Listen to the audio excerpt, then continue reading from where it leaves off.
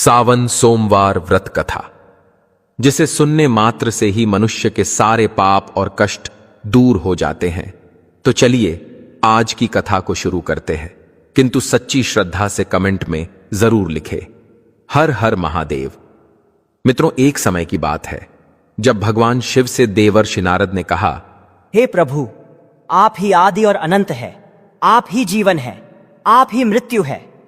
किंतु आज मेरे मन में यह प्रश्न पड़ा है कि सावन के माह में कई स्त्रियां सोमवार का व्रत करती हैं। सो मैं जानना चाहता हूं कि इस पावन दिन पर कौन सी कथा सुनने से किसी भी स्त्री को कभी विधवा होने का भय ना रहे तथा इससे मनुष्यों की सभी मनोकामनाएं पूर्ण हों। तब भगवान शिव कहते हैं, हे देवर्षि नारद, आपने बहुत ही सुंदर प्रश्न पूछा है। मैं आपको इसके बारे में विस्तार पूर्वक बताता हूं। सौभाग्य प्राप्ति के लिए महिलाओं को सावन सोमवार का व्रत करना चाहिए। इससे उनकी सभी मनोकामनाएं पूर्ण होती हैं और उन्हें सौभाग्यवती होने का आशीष मिलता है। अब मैं आपको इससे जुड़ी हुई एक कथा सुनाता हूं। हे नारद, आप इसे ध्यान से सुने और समस्त मानव जाति में इसका प्रसार करें। तब नारद मुनि कहते हैं, हे प्रभु, मेरा यह परम सौभाग्य है कि आज मैं इस कथा को सुनने जा रहा हूं।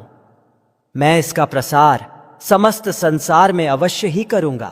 तब आगे भगवान शिव कथा को शुरू करते हुए बोले, कांतिका नाम की एक नगरी थी। वहां पर धनेश्वर नाम का एक बड़ा ही विद्वान ब्राह्मण था और उसकी पत्नी का नाम सुशीला था। वे दोनों ही उस नगरी में बड़े प्रेम से रहते थे। उसके घर में धन धान्य आदि की कमी नहीं थी, लेकिन उनको एक बड़ा दुख था कि उनकी कोई संतान नहीं थी। इस कष्ट से वह अत्यंत दुखी रहते थे और मन ही मन खुद के भाग्य को कोसते रहते हैं। फिर एक दिन एक बड़ा तपस्वी योगी उस नगरी में आया।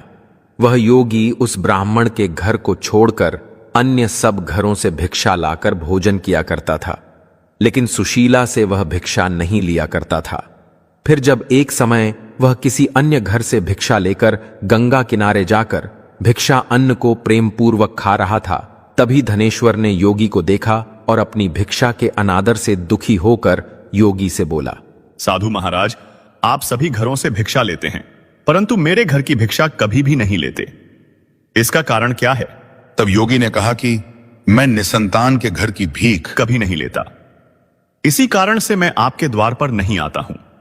शास्त्रों के अनुसार यह भिख तुच्छ अन्न के तुल्य होती है, और जो मनुष्य गिरा हुआ या फेंका हुआ अन्न खाता है वह भी शूद्र हो जाता है। क्योंकि तुम निसंतान हो, इसीलिए शूद्र हो जाने के